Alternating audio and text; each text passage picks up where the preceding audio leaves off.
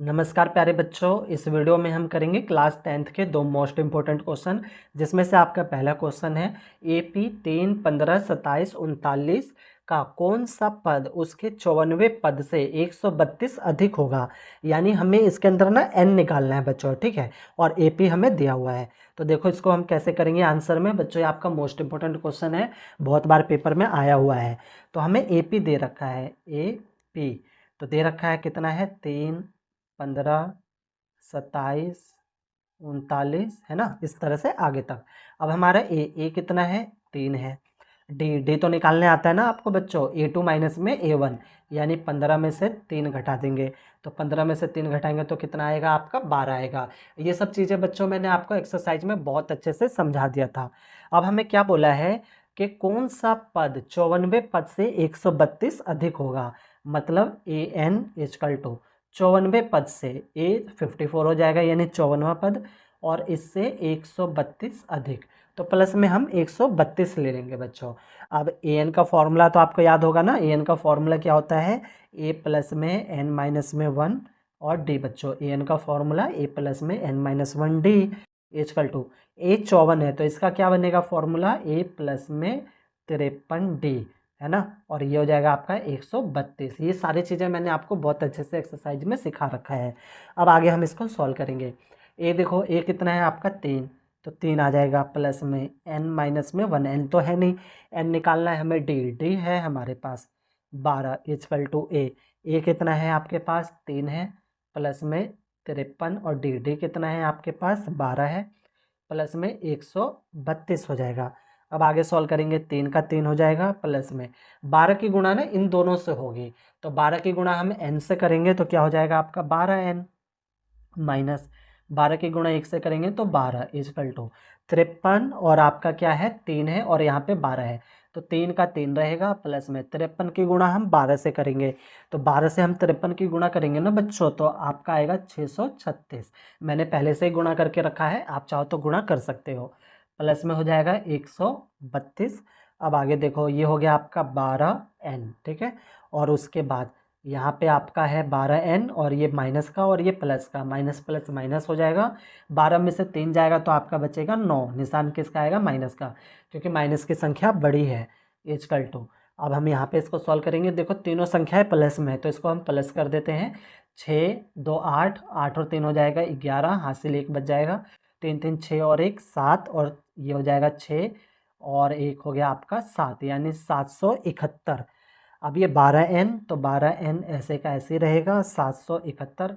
ये माइनस का है तो उस साइड जाएगा तो आपका किस में हो जाएगा प्लस में, तो यहाँ हो जाएगा 12n इजकल टू 771 में 9 जोड़ेंगे तो 780 हो जाएगा। अब ये गुणा में आपको पता है, बराबर के उस साइड जाएगा तो किस में हो जाएगा बटे में, तो बटे में आ जाएगा 12। 780 को हम 12 से क्या करेंगे भाग कर देंगे, चाहे हम काट देंगे, तो चलो काट देते हैं।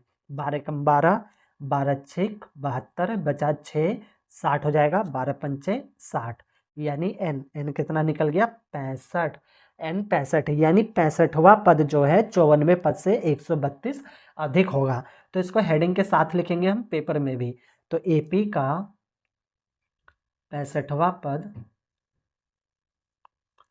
उसके 54वें पद से 132 अधिक है बच्चों, अधिक है। ठीक है बच्चों, उम्मीद है आपको समझ में आया होगा। प्यारे बच्चों, अगर अभी तक आपने मेरा ये यूट्यूब चैनल सब्सक्राइब नहीं किया है तो सब्सक्राइब जरूर कर लें। ये मेरा नया YouTube channel MTC study point के नाम से है, जिसे आपके प्यारो सपोर्ट की ज़रूरत है। तो ये तो किया हमने एक मोस्ट इंपॉर्टेंट क्वेश्चन, अब हम करेंगे दूसरा क्वेश्चन। दूसरा आपका मोस्ट इंपॉर्टेंट क्वेश्चन है बच्चों, दो समांतर श्रेणियों का सार और अंतर समान है, यानी दो समांतर श्रेणी है, दो AP है, उसका जो D है वो समान है।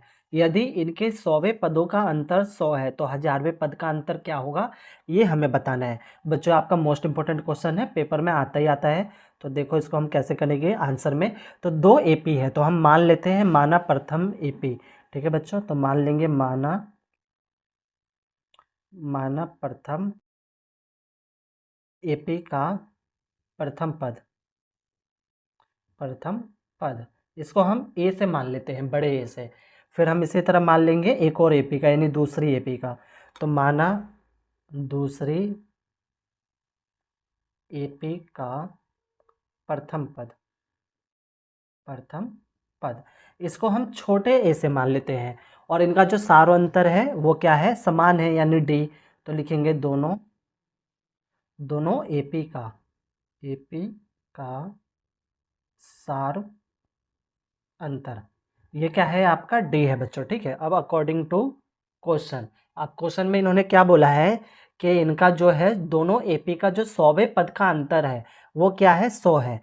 यानी ये बड़ी एपी हो गई तो इसका 100वें पद, फिर ये छोटा यानी दूसरी, ये पहली एपी ये दूसरी एपी, इसका भी 100वां पद, और इनका जो अंतर है, अंतर मतलब माइनस, वो कितना है, 100 है बच्चों। फिर से समझो, पहली एपी यानी ए, इसका 100वां पद, दूसरी एपी यानी छोटा ए, इसका 100वां पद, इसका अंतर, अंतर मतलब माइनस, कितना है, 100 है। ठीक, अब देखो ए 100 है तो 100 का फॉर्मूला क्या बनेगा, ए प्लस में 99 बनेगा, है ना बच्चों, ये सब मैंने आपको करा रखा है। फिर माइनस में ए 100 का फॉर्मूला क्या बनेगा, यहाँ पे भी बनेगा ए प्लस में 99 और इधर हो जाएगा आपका 100।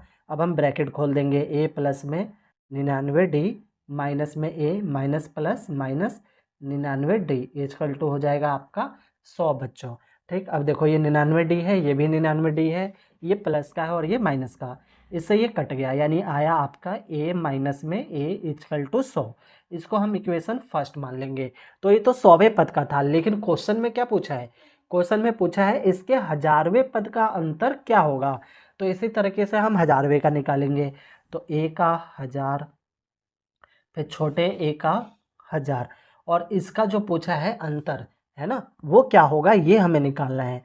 तो देखो a 1000 का क्या बनेगा, a प्लस में 999 माइनस में, फिर इसका क्या बनेगा, a प्लस में 999 बच्चों, और ये हो जाएगा आपका क्वेश्चन मार्क। इसका अंतर तो हमें निकालना है, ब्रैकेट खोल दो, a प्लस में 999 माइनस में a, माइनस प्लस माइनस 999।